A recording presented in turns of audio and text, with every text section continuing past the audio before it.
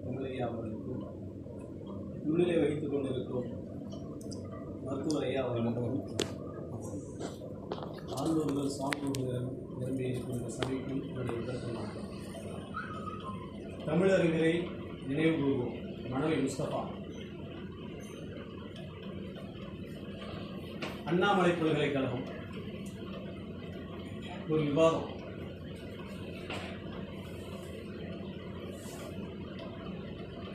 கற்பிப்பதற்கு தகுதி வாய்ந்த மொழி ஆங்கிலமா தமிழா? பயிற்று மொழிக்கு தகுதி வாய்ந்தது ஆங்கிலமா தமிழா? ஒரு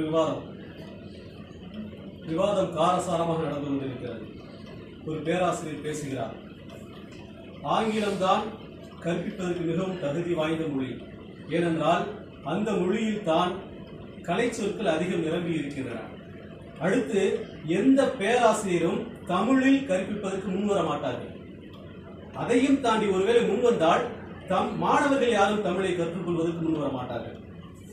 ஒருவேளை தமிழில் கற்பித்தால் அந்த மாணவர்களுக்கு வேலை வாய்ப்பு கிடைக்காமல் போய்விடும். தமிழில் கற்பிப்பது என்பது அந்த மாணவர்களின் எதிர்காலத்தை, வாழ்க்கையை குழி தோண்டி புதைப்பதற்கு சமம் என்று அவருடைய பேச்சு தொடர்ந்து கொண்டே இருக்கிறது. திடீரென்று மேடையை நோக்கி ஒரு இளைஞர் வேகமாக செல்கிறார். வேகமாக சென்று அவர் பேச தொடங்குகிறார். தமிழ் கற்பிப்பதற்கு மிகவும் தகுதி வாய்ந்த ஒரு மொழி. ஒருவேளை தமிழில் கலை சொற்கள் இல்லை என்றால் அதை உருவாக்க முடியும். அந்த உருவாக்கக்கூடிய பணியை இன்று முதல் நான் பொறுப்பேற்றுக் கொள்கிறேன் என்று சொல்லிவிட்டு தன் கையில் வைத்திருந்த ஒரு தாளை கிழித்து எறிகிறார். அந்த தாள் என்ன தாளாக இருக்கும்? சேலம் அரசு கலைக்கல்லூரியில் அவருக்கு உதவி பேராசிரியர் பணி கிடைத்திருக்கிறது. அதற்கான ஆணை. அந்த ஆணையை காட்டுவதற்காக அண்ணாமலை பல்கலைக்கழகத்தில் படித்த அவர் தன்னுடைய பேராசிரியர் குருநாதர் தோப்போ மீனாட்சி சுந்தரராஜம் காட்டி ஆசி வாங்குவதற்காக அவர் அங்கே சென்றிருந்தார். ஒருவேளை குருவுக்கு அவர் மரியாதை செய்யாமல் இருந்திருந்தால் அவர் ஒரு பேராசிரியராக விழுந்திருக்கலாம். அவருக்கு ஏதோ ஒரு வகையில் அவருக்கு பயனுடையதாக இருந்திருக்கலாம். ஆனால் அவர் குருவுக்கு செய்ய வேண்டிய மரியாதை செய்ய சென்றதற்காக குருவுக்கான மரியாதை இங்கே கோடிட்டு காட்டப்படுகிறது. தமிழ் இன்றைக்கு இந்த அளவுக்கு அடைந்திருக்கிறது. அவர்தான் மனவை முஸ்தபா.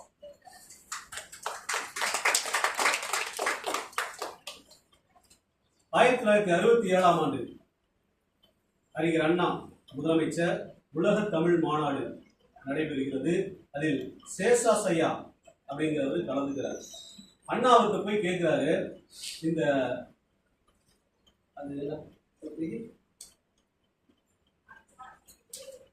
அவர் பொறுப்புல இருந்தார் யுனெஸ்கோ குரியரை தமிழில் கொண்டு வந்தால் நன்றாக இருக்குமே, அதற்கு நீங்கள் உதவி செய்யலாமே அப்படின்னு அண்ணா சேஷாசையாட்ட சொல்றாரு. அவர் என்ன பண்றாரு, சரி பார்க்கலாம் அப்படின்னு சொல்லி ஒத்துக்கொண்டு அதற்கான முன்னெடுப்பை அவர் எடுத்துக்கொண்டு இருக்கிறார். அப்போது ஒன்றிய அரசு என்பது சரியா? ஜாதி நம்ம வகுப்புகளில் படிச்சிருப்போம், கீழ் வகுப்புகளில் வேற்றுமையில் ஒற்றுமை. இந்தியா இனம், ஜாதி, மதம், மொழி, நிறம் என்று எப்படி வேறுபட்டிருந்தாலும் நாம் அனைவரும் இந்தியர் என்ற உணர்வால் ஒன்றுபட்டு இருக்கிறோம். ஆம், இந்தியா இனம், மதம், ஜாதி, மொழி, மாநிலம், இனம் என்று எவ்வகையில் வேறுபட்டிருந்தாலும் நாம் அனைவரும் தமிழை எதிர்க்க வேண்டும் என்ற விஷயத்தில் ஒன்றுபட்டிருக்கிறோம். அன்றைய ஒன்றிய அரசு அதற்கு ஆதரவு தரவில்லை, அதற்கு எதிர்ப்பு தெரிவிக்கிறது.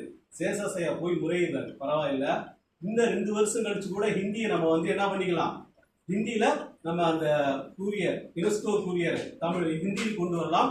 இப்போது தமிழில் கொண்டு வரும். காரணம், தமிழ்நாட்டில், இலங்கையில், மலேசியாவில் 3 நாடுகளில் தமிழ் ஆட்சி மொழியாக இருக்கிறது. அது மட்டுமல்ல, மலேசியாவில் நாடாளுமன்ற மொழியாக தமிழ் இருக்கிறது. எனவே தமிழில் இப்போது கொண்டு வருவோம், இன்னும் 2 ஆண்டுகள் கழித்து ஹிந்திக்கு கொண்டு வரலாம் என்று சொல்கிறார். அப்போதைய பிரதமர் மொரார்ஜி தேசாய் அதற்கு அனுமதி அளிக்கிறார். அவருடைய தலைமையில் 1969 ஆண்டு யுனெஸ்கோ கூரியர் தமிழுக்கு கொள்ளப்படுகிறது. இந்த 1975 ஆண்டு சென்னை தமிழ் சென்னை பல்கலைக்கழகத்திற்கு துணைவேந்தராக வருகிறார். அவர் துணைவேந்தராக வந்தபோது நம்முடைய மனைவி முஸ்தபா அவர்களை அந்த யுனெஸ்கோ கூரியருடைய வெளியீட்டாளராகவும் ஆசிரியராகவும் இவரை நியமிக்கின்றார். சாகும் வரை இந்த பொறுப்பில் அவர் இருக்கிறார். அந்த பொறுப்பை கடைசி வரை அவர் செய்கிறார். இவருடைய 3 பேராசிரியர் முக்கியமானவர்கள். ஒருத்தர் பேராசிரியர் தோப்பு மீனாட்சி சுந்தரனார், இன்னொருத்தர் தண்டபாணி தேசிகர், மூன்றாவது தேவநேய பாவனர். இவங்க 3 பேரும் தமிழ் மீது அளவுபடுத்த பற்றுக்கொண்டாலும் கொள்கை அளவில் வேறுபட்டவர்கள். அதனால ஒருத்தரோட இன்னொருத்தவங்க அந்த அளவுக்கு பேசிக்க மாட்டாங்க. ஏன்னா ஒருத்தர் தமிழ் தேசியம் திராவிடம் அப்படிங்கிறதுனால பேசிக்க மாட்டாங்க.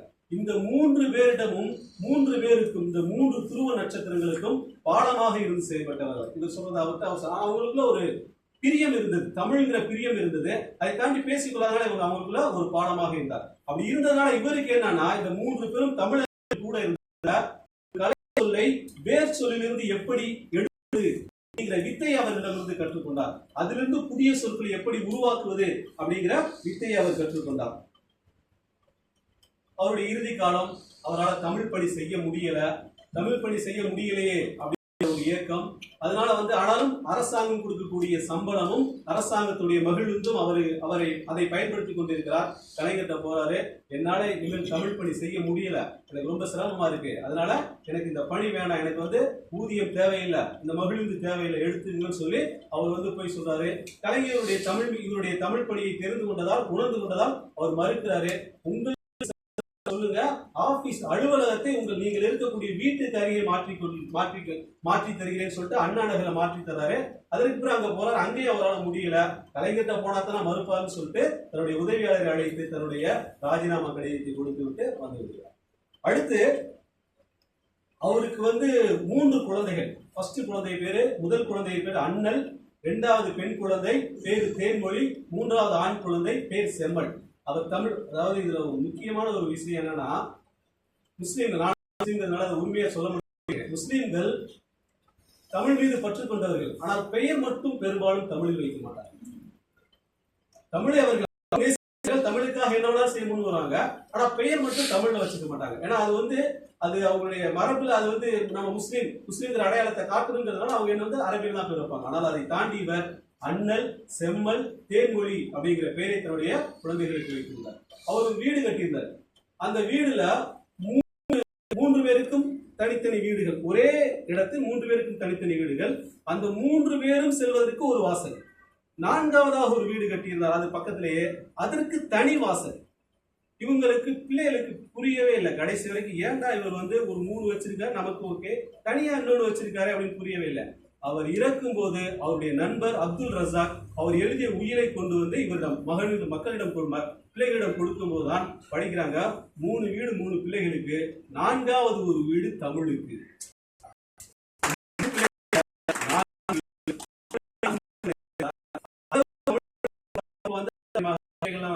தமிழுக்காக வருகிறார். பிரான்சுக்கு போறாரு. போகிறார். போய்விட்டு திரும்பி வரும்போது அங்க வாதநோய் தாக்கப்பட்டு திரும்பி வருகிறார். இங்க வந்த பிறகு அவரால் பேச முடியல. வாதநோய் தாக்கப்பட்டதால் பேச முடியல. மருத்துவர்கள் சொல்றாங்க, நீங்க தமிழ் பேச்சு பயிற்சி எடுத்துங்க, அப்பதான் உங்களால பேச முடியும் அப்படின்னு சொல்றாங்க. இவர் பேச்சு பயிற்சியா மறுக்கிறார். ஆனால் குடும்பத்தில் இருக்கிற எல்லாரும் நிர்பந்தப்படுத்த வேறு வழியின்றி பேச்சு பயிற்சி ஒத்துக்கொண்டு முதல் நாள் போகிறார். போய்விட்டு சோகத்தோடு திரும்பி வருகிறார். 2ஆம் நாள் போகிறார், சோகத்தோடு திரும்பி வருகிறார். 3ஆம் நாள் போகிறார், இனிமேல் நான் பேச்சு பயிற்சிக்கு போகவே மாட்டேன் அப்படின்னு உறுதியா சொல்லிடுறாரு. சரி, அப்பா பேச்சு தெரியுங்களா, இதுக்கு மேல இவர் என்னதான் வற்புறுத்தினாலும் இவர் போக மாட்டாரு அப்படிங்கிற நம்பிக்கையில அவர்களும் விட்டுறாங்க. சரி, போக வேண்டாம்னு விட்டுறாங்க. ஆனாலும் ஏன் போகலன்னு தெரிஞ்சுக்கிறது ஒரு ஆர்வம். போய் இந்த கடைசி குழந்தை செம்மல் போய் கேட்கிறாரு, ஏப்பா போக மாட்டீங்க அப்படின்னு கேட்கும்போது அவர் சொன்னாரு, பேச்சு பயிற்சி நல்லா தான் கொடுக்குறாங்க, அவங்க கொடுக்கக்கூடிய பேச்சு பயிற்சியில என்னால லா சரியா உச்சரிக்க முடியல, நான் இந்த லாவை சரியாக உச்சரிக்காமல் பேசுவதை விட பேசாமல் இருப்பது சிறந்தது, அதனால நான் பேச்சு பயிற்சிக்கு போகல அப்படின்னு சொன்னாரு. பேச முடியாதால், தமிழ் பேச முடியாத மனைவி முஸ்தபா 2017ஆம் ஆண்டு தன் மூச்சை நிறுத்திக் கொண்டார்.